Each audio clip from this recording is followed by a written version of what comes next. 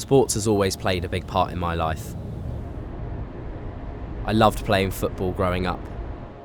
I loved playing different sports at the park with my friends. I loved watching games live. It's always been a social thing for me. And just like my peers, I still love it to this day. But not everyone has the same opportunities growing up, especially if you're from a lower income background. My name is Jacob, and for the last 5 years, I've been an activist, fighting for equal opportunities in life for every child in the UK, especially those from the most disadvantaged backgrounds. I have seen the unfair inequalities up and down this country, and I want to find out more about how those affected most feel about their access to sports. We need to level the playing field for all young people and make sure our sports have fair play.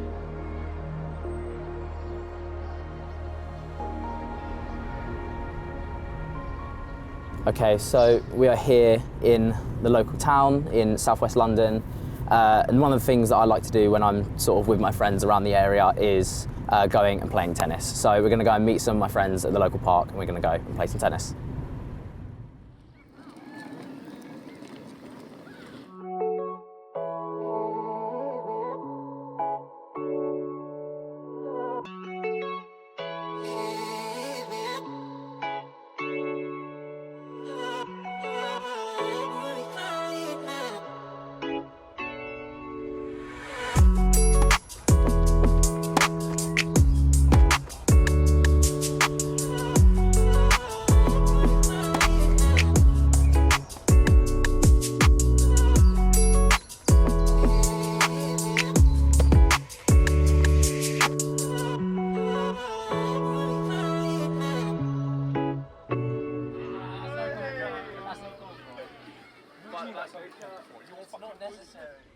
Obviously, it's been really nice seeing you guys because we've not seen each other in a while. We can just come and have a conversation, or go out and play, go and do something like whatever we're doing. And it's obviously nice that we have somewhere to do it, something to do. And so that's sort of why I wanted to bring us all together, sort of to come down and play some tennis, because it's something that we love doing anyway. Yeah. Like, so you obviously sort of got us into tennis to start off with. Like, how did you sort of start on it? Well, grew up playing it, always loved playing it, and when I found out that you guys were interested, I thought that was brilliant. You know, so I actually had some good friends to play it with, so I loved it. We obviously come here, this is our local park, we're in our local area. Why do you think that we come here all the time? Because there's other places sort of around, we could go somewhere else. I mean, yeah, it's definitely more because of just the accessibility, like, you know, coming here, like, even if we were not going to drive and we were going to just cycle or walk, it's literally like 10 minutes. And then having to pay for stuff as well, like having this free is just, it's just perfect really for us. Yeah, of course, because we could obviously always go and do other things. We could go off, play bowling, we could do all of those sorts of things, but nothing that's sort of cost effective. And so being able to come to this park is obviously good as well. And we've been coming here for years. What is it about this place that sort of brings us back as well? But we grew up here, didn't we? Like, I mean, we know this park like the back of our hand. It's so easy, we know it. And it's a pretty decent park at the end of the day. It's got a lovely playground, car parks for us to get here. Obviously the tennis courts. It's just, it's easy and it's nice. What more do we need, really? I guess a good thing as well is with these tennis courts, you just walk on, you start playing. Yeah, no absolutely. strings attached, no bookings, no awkward moments. But what do we actually think of those courts? Seen them in better conditions before. Yeah, and they've looked like this for years, haven't they? Oh yeah, years and years, yeah. Fortunately, yeah, playing through the years, it's a shame to see that they do get worse and worse, especially the state of the nets. I remember a couple years ago, the nets got replaced, and that was a massive exciting thing. Yeah, I remember coming and we were all like, oh my God, they've been replaced, that's so exciting. And now look, it did not last long at all. It's already, Yeah, I mean the court that we were playing on, I think, was the worst one in the end. There was massive holes sort of in the net, and like there's It holes helped everywhere else. us keep a few of those balls in. So Definitely made our life a bit easier, but also not just about the nets as well. Sort of, what would you think of the pitch itself? The way they maintain the paint is just terrible. I remember one time, genuinely, throughout all my years of playing here, I remember one time when they redid the paint, and I actually think, like you said, it was when they did the nets, but they think once they've done it, that's it. No. I don't think it's sort of the most enticing to people. No. Like do you think it's maybe going to stop people from going there because of how they're maintained and how they look? It definitely could do, depending on how people play. If someone's playing at a professional level and they just want to have a bit of fun, a court like that isn't going to be what they need. For someone like us, like where we're just coming to chill, they'll do, but they aren't in a fantastic condition for playing tennis on. Yeah, and would you say that we'd enjoy it better if we could go somewhere for free, like this court, but it was better maintained. I mean, yeah, I think the biggest problem is, for example, like the nets being droopy is just, say we played here for a while and then we were thinking, oh, maybe we want to take this a bit more seriously, and then went to play somewhere else. Like, the height you're actually hitting the ball at is completely different. You might not even be able to really get the ball in most of the time because you're so used to a net that's not at the height it needs to be at. So it just sort of does affect it massively if you, like you say, you want to play properly. Yeah, and then, you know, we've spoken about the nets and we've spoken about the pitch. What do we think of sort of the fences sort of around it? If you hit a ball at it and it doesn't go through, you're probably surprised. The holes in it are probably bigger than they're supposed to be. Yeah, it's not the most like enticing place that you want to play, and unfortunately part of that is because of the fence, so you're right. Yeah, for sure. And I think there's quite a really big hole on one side, and I know there's been times where we've been playing on that court. We hit balls through the fences, like they go through and they go out. You could literally fit through it. You could just walk through it. Yeah, we'll just go and climb through the holes in the fence instead of sort of going around through the entranceway. You take it, play on. Listen. You were playing fine. I'm well and truly. Yeah, I do. That's what Stuff like this can get overlooked a lot. So I think our way of helping it is by informing people about these situations, kind of spread the situation. It's something that once people think about, they'll actually understand and realise kind of what we're saying. And I think that is kind of the method that we'd need to go if we did want it to be more of a, you know, have the city as a whole believe that we should fix it.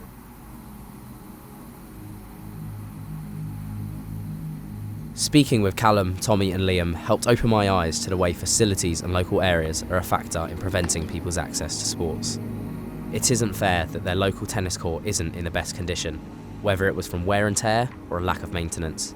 Public sports areas should be better looked after so that everyone can have good quality sports environments near them. It was great speaking with the boys, but I think I've barely scratched the surface of the barriers people face when accessing sports. I'm now heading down to the south coast to speak with professionals that are currently working at Bournemouth University. I'll be meeting with Helen Palmer, Head of Sport and Culture, to tell me more about exactly how and why these barriers affect people across the UK. She has years of experience working within the university, seeing the many issues facing students and the wider public when accessing sports.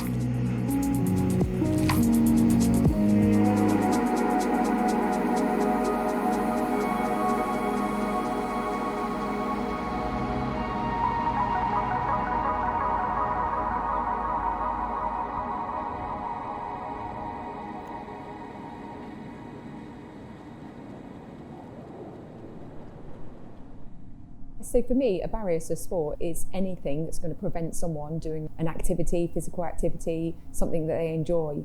I mean, those barriers could come in lots of different formats. It could be physical barriers, so actually getting to a venue. So it could be like travel and transport, the cost of travel, or actually having the ability to travel. It also could be a physical barrier in terms of, you know, having sport near you, so in your local community.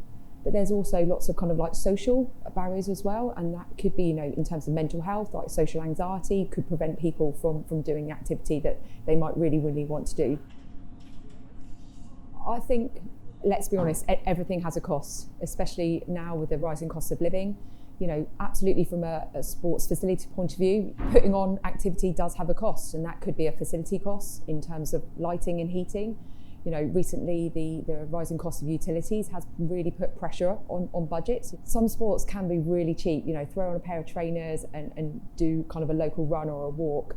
Some sports are more costly, that can have high levels of equipment cost. Even if you are going down the local park, you know, to play football, there is a cost involved in maintaining that park, and obviously which would either sit with the local council or a kind of another alternative local provider, and we need to maintain these sports facilities for the long term. I think we can't underestimate how facilities can inspire people. Let's take it back from London 2012 Olympics.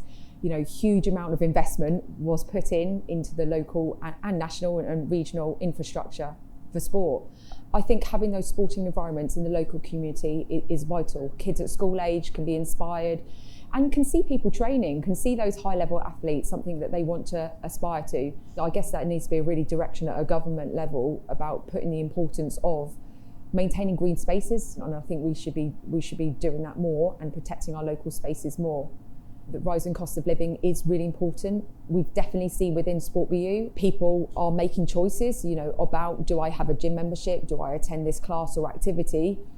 Or do I go and buy my food? It's getting down to those really basic kind of decisions. We are working hard within Sport BU about having kind of bursaries and working hard with those that are from a low social and economic background. We don't want that to be a barrier, so we do work hard with the student money finance team to remove those barriers. I guess if you're thinking about the fairness and parity of those from a low social or economic background having the same access, a simple answer is no, it's not fair. And I think organisations such as Bournemouth University, we should be working really hard in ensuring that there is equality and inclusivity in accessing physical activity. But we need to think about the volunteering. So volunteering is the lifeblood of sport. If it wasn't for sports volunteers across the piece, right from grassroots level to competitive level, activities would not happen. Parents are a massive volunteer in sport that we probably don't talk about. It would be a barrier for someone, if you didn't have a parent engaged or didn't have the ability to take their child around. I'm hugely passionate about obviously physical activity and sport, and for me the benefits are endless, and I think we should be shouting about them more. So in terms of obviously physical benefits, there's all the health benefits, lifelong health benefits, creating lifelong habits, but there's obviously the benefits, in terms of mental health. There is a big mental health crisis. It's great that we are talking about mental health more, and students are coming to university with probably more complex mental health issues than we've ever had before. There's lots of research done at with BUCS, the British University and College of Sport, that those engaged in sport are less anxious, they're more likely to make friends, they're more likely to want to stay at university. One big message for us at Sport BU is about belonging at Bournemouth University. So it's a really important message that we try to promote, and that could be belonging to the football team, lacrosse team, equestrian team, engaging in a sports club, or engaging in one of the campus sport football teams, for example. That has added richness to their university experience. I think when we're looking to kind of fix this issue, I think it is all of our problems to solve. It's a societal problem, and that includes, like we've talked about already, it's about facilities, it's about inspiring them at a younger age, it's about giving them opportunities, and also creating spaces and friendships to help that happen. It's finding something that you're passionate about and finding other people that share your passion, which is vital.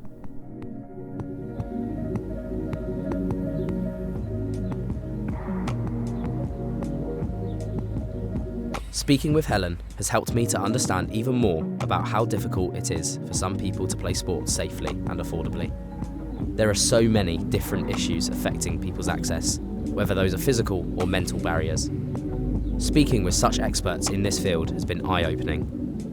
But I want to hear more from those this is truly affecting.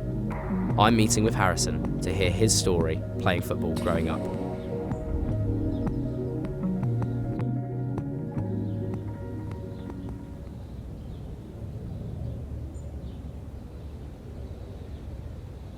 So, Harrison, thank you for being here. Can you just tell me a little bit about what your life was sort of growing up? So I've grown up all my life in Birmingham, best city on the planet. I'm from a small town just outside of Birmingham, so it's called Wednesbury. It's a small town, but for the main part I spent a lot of my childhood in Birmingham, in the city centre, just going around messing about with my friends, because that was the only thing to do. See, we had parks and stuff, but they weren't the nicest parks in the world, and didn't really have things to do in the parks other than play on the actual playground. What sort of sports did you play as you were growing up? So as I was growing up, it's mainly football. Love football, I always have, I always will. I think football's an amazing thing. Football bonds people, it brings people together. That is my sport. By my dad's house, there's a bit of grass there, so like literally every day when I was at my dad's in the summer, I'd play out football every single day until it was my dinner. Go at 8 o'clock in the morning, come back 6, 7 o'clock at night. Yeah. Because that's what I love doing. Yeah, absolutely. And so how did you find accessing football when you were growing up? I think getting into a team, that was pretty easy. There was loads of teams around. It was just the other stuff that they don't mention, like paying subs every month, buying new boots, buying shin pads, having to have all these things just expected for you to buy rather than be given them. And then also it was the access to be able to go out and play.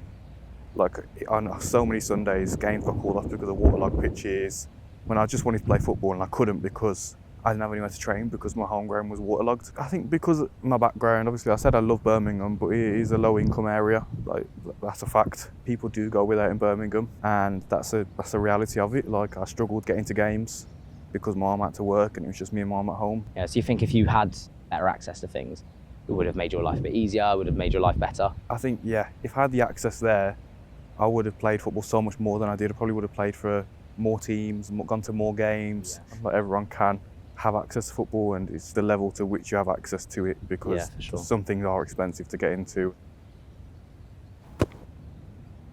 Well, you mentioned sort of your football teams as well. How was that when you were playing in Sunday League? I'll be honest, we weren't the best team. We weren't the best team, yeah, but I love training. Training probably was my favourite part of the week. I was just with my mates kicking a ball around and it was fun. A hot day on a Saturday was amazing. You wake up and think, oh yeah, I got football today. But I just think the other things outside of playing actual football is the things that made me stop playing. What were the facilities like? Did you have sort of a nice AstroTurf pitch like this Oh, no. that you could access? Unless you paid, no. And obviously when I was younger, I didn't have much to pay with. I went with my friends now and again. If we all chipped in like £3, £4, £5, then we could maybe get an hour slot on an AstroTurf pitch, especially in the peak of summer. We had parks, obviously. I think that's a massive thing, because some parks in the UK, the lines are bent. The goals, sometimes they don't have nets on at all. Everything like that makes a huge difference to your playing experience. And then obviously you have not so nice people coming out when it gets dark, so you had to go in. You didn't have a choice. For my original team, it's in like quite a rough area called Tipton. People in the West Midlands will know where Tipton is. It's not nice at all. Like, it's one of the roughest areas that I know. I wouldn't even walk there now at my age, around there at night. It's not safe. You'd hear sometimes gunshots in the bushes as I'm trying to play a football game. One time I went to play a game and I saw some empty needles by the goal. The keeper's meant to dive there. You can't dive when there's needles there. And obviously no one wanted to touch them or move them. So it was just things like that where you could see the disparity of, like, when I've gone to other areas and seen other parks and seen other things where that's not the case. They have a nice field, they have nice straight lines, they have nice goals. And I think that just showed me the disparity that I went through when I was younger. But when I was younger, I didn't realise that was a thing. I thought, oh, this is normal. It's only as you've grown up that you've sort of been able to see that. Yeah, and was all of those sorts of things, they were just normal to you? That was just what you 100%. saw, what you expected? I'd go out with my mates, and then you would know who to stay away from. You'd know what areas not to go to. Like, me and my friends wouldn't go to Tipton because we know what happens there. I knew it was happening, but as I've gotten older and looked back on my childhood, I've realised that it wasn't right. Yeah. And as I spoke to more people from across the country, I've realised that childhood isn't actually meant to be like that, and actually isn't like that. But in Birmingham, it is. And so, you mentioned obviously your mum had to work, and that sometimes impacted you. How did that work? So obviously my mum's job means that she had to work some Sundays and some Saturdays, so it'd be like, if I was going to football training, it'd be 2 buses, and then on a Sunday I could be travelling like for 2-3 hours at a time just to get to a game, going on 4 different buses. And obviously on Sundays, Sunday service in the West Midland, buses only come at hours, like every hour. Yeah. So if you miss that one, you're standing in sweaty clothes, freezing, shaking, because the sweat has now dried up. Especially in the winter time, it gets really cold here. 100%. So you had to layer up before you went to football. That would mean having to take a big rucksack full of extra clothes, extra trainers. There's not the facilities there to have a shower or get changed. It's literally, you're done and you leave. So I was walking around like town centres with mud on my knees, shin pads in my hand, thinking, Christ, when's this bus coming? I'm freezing. Things like that built like my core memories of being a child and in my childhood. So I loved them. And I look back and I think, wow, I really enjoyed that. I wish I could do that now on some Sundays. However, also looking back was like, should I at 12, 13, 14 be getting like 3 buses and be travelling for 4 hours just to play a Sunday League game? Probably not, no. Sometimes it's not fair and I just have to get on with it. Yeah, but how did that make you feel at the time? Obviously you said these are some of your proudest moments, but did you feel different as you saw your teammates maybe getting dropped off by your parents? Oh yeah, and I think it's just the little things, like at half time they'd go over to their mums and dads and they'd get the drink from them. We didn't have that support network there for us to build up from, and I think that could have hindered me playing football as well, like my love for the game almost. Like it made me not determined to want to play more. And it made you feel different as well. They're very different, because it felt like I lived 2 different lives. Like when my mum was there it was amazing, but then when my mum wasn't there it was like, oh, this is the harsh reality of like, if I have to do this by myself, I am different. Some games you go to and they'd have like their own changing rooms, and they would have their own personalised water bottles with their team logo on, they'd have team jackets, everything like that. We barely wore matching kits and matching socks. It was just things like that you could really see, because where my team's from, it was from like a low income area. You could see the disparity between a team that's from a nice area you had to travel to. You saw they had a real sense of community, like they had the parents there, everything like that, whereas us, we were like, it was like we're the circus showing up to this nice place and where we just didn't belong, and that's how it felt. We didn't belong in this nice place to play football there, when in reality we should have been there and we did belong there. What would you maybe tell younger Harrison now, knowing and realising and understanding more actually quite how different it was? I would tell him, don't let this stop your love of the game. Like, there were so many times where I thought, I'm just going to quit now. I think little experiences like that built up and built up and built up and almost made me quit playing football. And in the end, it did make me quit football because I just lost my love of the game. So I would say to him, don't lose your love and just keep pushing through, because in the end, these memories that you've got now will all add up and make your life so much better, because you can look back and think, wow, I did all that at such a young age. I can do whatever I want now.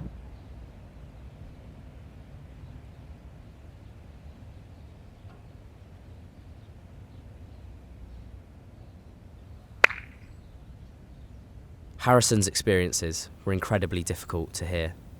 The disparities between his life and others is clear, and that simply isn't fair. More needs to be done to help support families like Harrison's.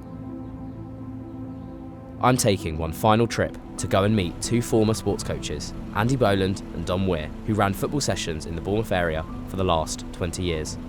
They helped run these sessions to support families from disadvantaged backgrounds and give new opportunities to young people in Bournemouth.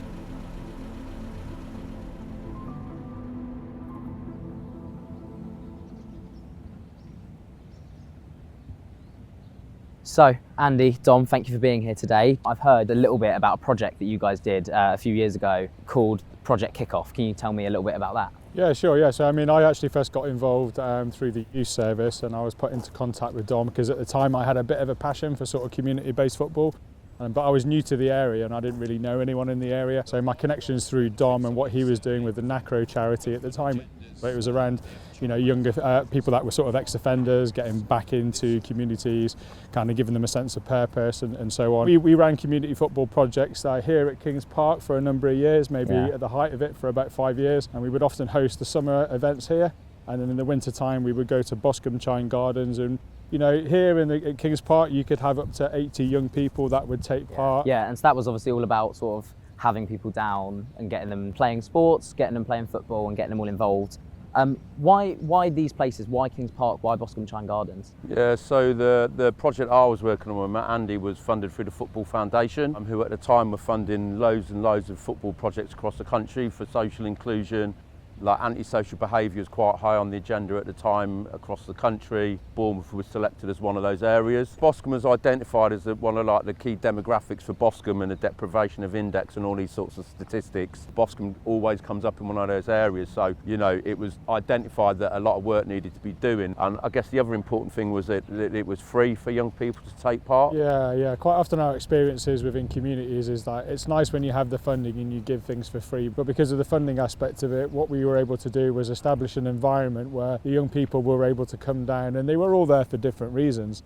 Some of them were there because they really love sport, other people were there because it was like a social thing for them, other people were there because they didn't really want to be at home, you know, because maybe perhaps home life wasn't like the greatest. People knew they could come, they could access hot drinks, a little bit of food, despite that it was a free session. Yeah, you're all there together trying to build that community, and I guess you were using football as a vehicle for that. None of the coaches we had were what I would be called classical football coaches from a football coaching background. What they had, their background was lived experience. So they've been adults who'd been through childhood traumas, adverse childhood experiences, parents with their own challenges and barriers. So yeah, they weren't brilliant football coaches, but they were really passionate about giving back to the community, right, and helping other young people avoid some of the issues that they went through. And I think the fact that it was a safe place to be, wasn't it? For the times that we were there, they knew they had safe people, there was a safe area for being. They could, as I said earlier, access things like some food and some hot drinks, which some of them may not have had access to. Just even that one session a week, or however little they sort of may have that contact, it really did sort of make that small change and small difference. It did, and it grew and grew and grew, really, didn't it? I mean, you know, we were just about being there, being the right people, you know, being like either a big brother or a father figure or a maternal figure, you know, and giving people like a place to come, you know, in the evenings. Yeah, absolutely. A sense of purpose, a little bit of purpose to what they were doing. I just want to hear about some of the people that were there. What sort of success stories have you had? From my point of view, from the NACRO point of view, it was about creating longer term sustainable opportunities for those young people that maybe hadn't done well in school, or maybe from families that were from disadvantaged backgrounds, and like empowering those young people and mentoring them in order for them to become better role models themselves. We won like local awards, didn't we? We did, like the yeah, Crime yeah. Busters Crime Awards. Buster Awards, Mayor of Bournemouth Awards, Yeah. all Mayor Awards as well, you know, right across the sort of 4 or 5 years that we were at the height, weren't we, to be honest? There was a real success that sort of came out of the project then. And Yeah, so, there was the intrinsic success, you know, of knowing what we were doing was really positive for everybody, but there was the extrinsic success that went with it, where we were sort of beginning to get recognised. Yeah, and so then Project Kickoff obviously sounds absolutely fantastic. What were some of the limitations that you sort of found with it? The cycle of funding, you know, so at that time the Football Foundation were providing 5 years worth of funding, Yeah, right? wow. Like nowadays that's pretty unheard of for projects. So that meant that you had time to embed yourself into communities, the key aspects of building trust within communities, and I just thought we've done an amazing job. We've got young people, you know, winning national awards, we've got kids playing, we've set up community groups that are still running now, that run their own football teams and clubs as well. This is just going to keep going, and then, you know, the austerity cuts came in, and I think that was the funding came biggest to an thing, end. wasn't it? Yeah, I think when the coalition government came in sort of circa 2011, you know, off the back of this whole kind of austerity and debt, but what they then did is they cut so many things that were so important to people around here. So youth services, you know, were cut, for example, like culture, art, sport, music. Wow. All of these things were like heavily kind of like cut, and I think that was one of the biggest like negatives that I saw, really. Yeah, and so ultimately Project Kickoff then had to stop, did it? Well, we managed to keep it going a little bit through like individualised funding pots, but you lose so much momentum. 5 years might seem like a long time, but when you're building relationships in a community, it's really not a long time at all. Absolutely. You know, because they've got to trust you. They've got to trust that when you say you're going to be there, you turn up, because people that we work with have had that a lot in their lives. What needs to be done more now? So if, you know, funding's being cut, there just isn't a needs to sense of happen community, Jacob. That's the thing. There isn't really a sense of community. I mean, I don't think we've ever really recovered from that, really, to be honest. The youth services have been decimated. Sports development teams that were part of local councils have been decimated. Things have just been allowed to like deteriorate, really, to be honest. And it's not just about putting money into things. You know, money gives you the vehicle to do things, but actually all the things we've been talking about are like the longevity, like the positive effect on them as people. You know, we always like look at it as people first, you know, football player second, really. Yeah. That's the way to look at it. So Absolutely. There's a lot to be done to kind of recover as well. Yeah. There's now all these grassroots initiatives like Project Kickoff and lots of all of these other sort of things that are out there now. It's not just about being able to do something at grassroots, is it? It's coming from the top down as well. You know, the people that make decisions aren't often the people that are on the ground, you know, and we didn't realise actually how much of an effect we had, did we really, until, you know, we set up a Facebook page many years ago, and we got messages from people, like one lad, and he goes, just wanted to let you guys know what a big impact like being around you guys and that project had on me, and how, you know, how good it was for me. And you know, when you're sort of thinking 10, 15 years later and people still have those memories, you know, you kind of feel like quite proud of that. I think that like that memories and lifetime. I mean, my grassroots coaches when I was 11 or 12, they were so important to me, and it's one of the reasons why I've always loved football. Yeah. Because I was going through a hard time in my life at that period, and football was my constant, my regular, and those coaches were my everything, you know, and that's just stuck with me forever. I mean, it just shows the impact that positive role models and mentors can have on you. You know, I don't think we're going to go back to that, if I'm honest with you. I can't see what's going to bring that back. So it's about how do we adapt in this rapidly changing environment. And still be able to do what you were doing before. Yeah, because put on it's these community needed. initiatives. It's needed, but communities have lost faith. They've disbanded a little bit.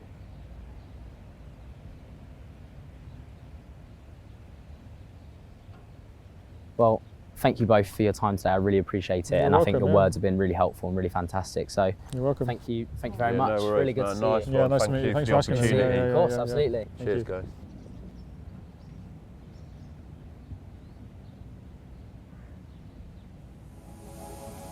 Before making this documentary, I knew that not everyone has the same opportunities in life. And growing up, sports was so important to me that I didn't realise how this wasn't the same for others. I've learned a lot about how much this affects people from lower socioeconomic backgrounds. And I want to do more to help make change. This documentary isn't going to solve this crisis overnight, but I hope people watching will resonate with these experiences and feel empowered to tell their stories too. More needs to be done to make sure that accessing sports is equal and fair for everyone, to remove these barriers to sport.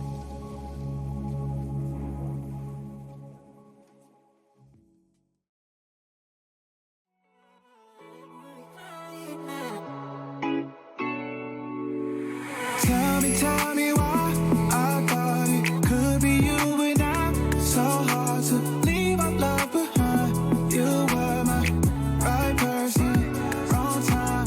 Tell me why.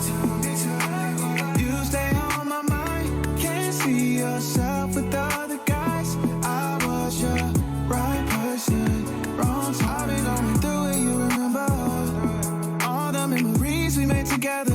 Old time flies. Now we out of pocket, love you through the night. Kisses waking up, breakfast in your bed. Nothing was enough.